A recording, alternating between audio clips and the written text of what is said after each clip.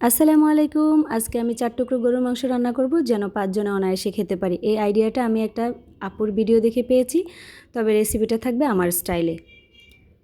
তো এখানে আমি কিছু পেঁয়াজ কুচি আর সাথে 3টে মরিচ ভালো করে মিহি করে বেটে নিব। মরিচগুলোকে আমি আগে থেকেই ভিজিয়ে রেখেছি যেন ভালোভাবে মিহি করা যায়। আর সাথে একটু জিরা বাটাও করব, কারণ আমার ঘরে আগে থেকে জিরা বাটা ছিল না। তো মাংসগুলোকে আমি একদম পাতলা পাতলা করে টুকরো করে নিব যেন সিদ্ধ হতে সময় কম লাগে। একটু হলুদ গুঁড়ো, একটু মরিচ গুঁড়ো আর একটা এলাচ, একটা লবঙ্গ আর গোলমরিচ দুটো দিয়ে আমি সিদ্ধ করে নিয়েছি।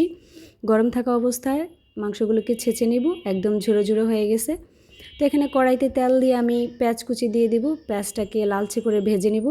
ও হ্যাঁ, আমি কিন্তু মাংস সিদ্ধ করার সময় লবণ দিইনি, তাহলে কিন্তু মাংসটা শক্ত হয়ে যেত। ভাজা পেঁয়াজের সাথে এবার আমি পেঁয়াজ বাটাটা দিয়ে দিলাম, ভালো করে ভেজে নিব যেন পেঁয়াজের কাঁচা গন্ধটা একদমই না থাকে। আদা রসুন বাটা দিয়ে ভেজে একটু পানি দিয়ে বাকি মশলাগুলো দিয়ে দেবো। জিরা বাটা, হলুদ, লবণ, মরিচ, গরম মশলা, ধনিয়া গুঁড়ো দিয়ে মাংসটা দিয়ে ভালো করে কষিয়ে নিব। এরপর হচ্ছে ছোট ছোট কিউব করে কিছু আলু আমি সাথে দিয়ে দিয়েছি। গরম পানি দিয়ে এগুলোকে ঢেকে তারপর রান্না করব।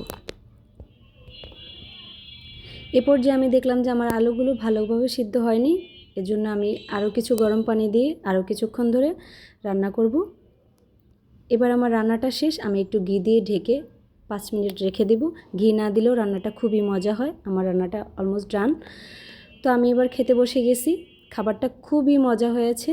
আমার হাজব্যান্ড তো বলে এরপর থেকে যখনই মাংস আনি 2-4 টুকরো তুলে রেখে দিও।